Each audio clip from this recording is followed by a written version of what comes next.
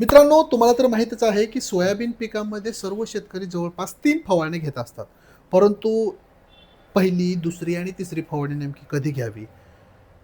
का घ्यावी? आणि फवारणी करताना त्याच्यामध्ये कुठली औषध वापरावी? याच्यामध्ये बरीच तफावत आहे. म्हणून आपण भरपूर सारा अभ्यास आणि रिसर्च करून 3 वेगवेगळे छोटे व्हिडिओ बनवणार आहोत. हा पहिला व्हिडिओ आहे सोयाबीन पिकातील पहिली फवारणी. दुसरा आणि तिसरा व्हिडिओ हा तुम्हाला आपल्या कृषी डॉक्टरच्या यूट्यूब चॅनलवरती पाहायला मिळेल.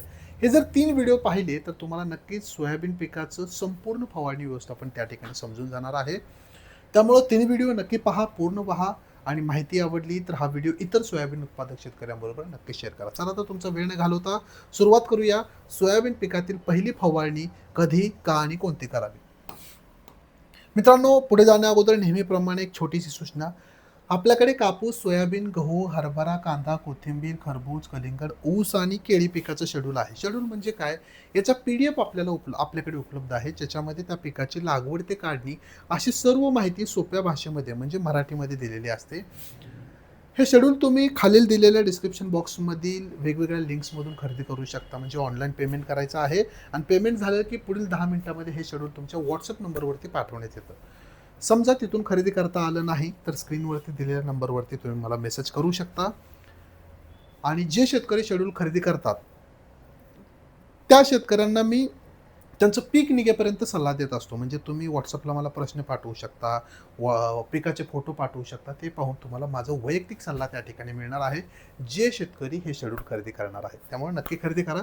सूचना समाप्त. आपल्या पटकन मुख्य विषयावरती येऊया. मित्रांनो, खरीप हंगामात सोयाबीन हे एक सर्वात महत्त्वाचं पीक आहे. कमाई करून देणारं पीक आहे. पण चांगलं उत्पादन घेण्यासाठी केवळ पेरणी पुरेशी नसून कीड, रोग नियंत्रण, फुलोऱ्याची देखभाल आणि पोषण व्यवस्थापन सुद्धा तितकंच आवश्यक आणि महत्त्वाचं आहे. म्हणूनच आपण 3 वेगवेगळ्या फवारणीचे 3 वेगवेगळे व्हिडिओ या ठिकाणी सुटसुटीत भाषेमध्ये बनवले आहेत. बघा, सोयाबीन पिकामध्ये पहिली फवारणी आपल्याला कधी करायची आहे? वेळ आणि अवस्था जर आपण पाहिली तर ही फवारणी आपल्याला पेरणीनंतर जवळपास 20 ते 25 दिवसांनी करायची आहे. म्हणजे तणनाशकाची फवारणी झाल्यानंतर किमान 3 ते 4 दिवसाचा गॅप ठेवून तुम्हाला ही फवारणी करायची आहे. का करायची आहे फवारणी? काय उद्दिष्ट आहे नेमकं या फवारणी मागचं? जोमदार शाखीय वाढ होणे, फुटवा काढणे आणि खोड माशी किंवा आळी नियंत्रण करणे हे प्रामुख्यानं मेन उद्दिष्ट असतं सोयाबीन पिकातील पहिल्या फवारणीचं. कुठली करायची आहे? काय-काय औषधं वापरायची आहेत? बघा, हे जे प्रमाण मी तुम्हाला सांगणार आहे, ते जवळपास 15 लिटर पाण्याचं प्रमाण असणार आहे. 19-19-19 मित्रांनो तुम्हाला 75 ग्रॅम घ्यायचं आहे. प्रोक्लेम मित्रांनो तुम्हाला हे 1 लिटरचं प्रमाण झालंय. कमीत कमी 7 ते 8 ग्रॅम घेणं गरजेचं आहे. ठीक आहे? आशा करतो तुम्ही करेक्शन समजून घ्याल. बायोविटा 30 मिली आपल्याला घ्यायचं आहे आणि UPL कंपनीचं साप बुरशीनाशक 30 ग्रॅम घ्यायचं आहे. आणि नक्कीच पावसाचं वातावरण जाणवत असेल तर एक 7 ते 8 मिली स्टिकर याच्यामध्ये चांगल्या दर्जाचं तुम्ही मिसळू शकता. 19-19 प्रोक्लेम, बायोविटा X आणि UPL कंपनीचं साप आणि स्टिकर जर आवश्यकता असेल तर नक्कीच असे सर्व घटक एकत्र करून आपल्याला 15 लिटर पाण्यासाठी एक द्रावण तयार करायचं आहे आणि आपल्या सोयाबीन पिकावरती याची फवारणी करायची आहे. पुन्हा एकदा सांगतो, प्रोक्लेमचं प्रमाण 7 ते 8 ग्रॅम घ्या. चुकून इथं 1 लिटरचं झालेलं आहे. आवश्यकता असेल तर स्क्रीनशॉट त्या ठिकाणी काढून घ्या. पटकन आता पुढे जाऊया. ही फवारणी घेताना कुठली काळजी घ्यायची आहे बघा. फवारणीसाठी नेहमी स्वच्छ आणि नितळ पाणी वापरायचं आहे. स्वच्छ पाणी वापरा. औषध शिफारशीप्रमाणेच घ्या. विनाकारण प्रयोग करू नका. डोस वाढवू नका.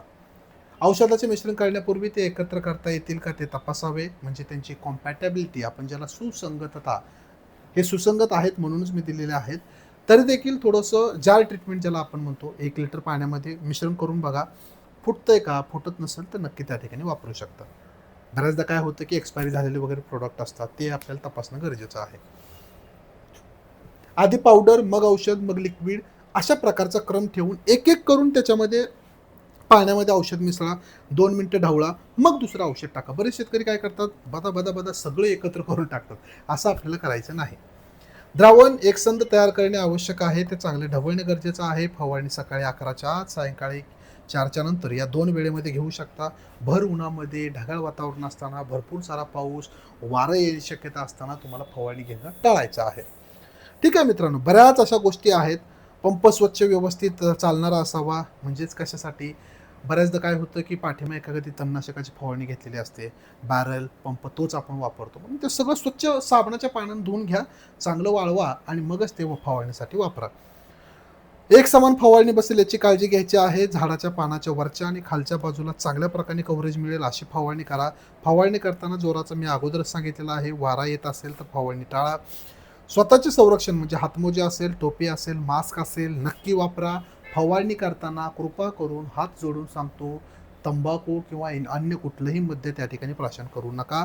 फवारणीनंतर हात चेहरा चांगलं साबणाने धुवून घ्या. ठीक आहे. तर अशा प्रकारे सोयाबीन पिकामध्ये पहिली फवारणी कधी, का, कुठली आणि कशी घ्यावी याचं तुम्हाला सोप्या भाषेमध्ये उत्तर दिलेलं आहे.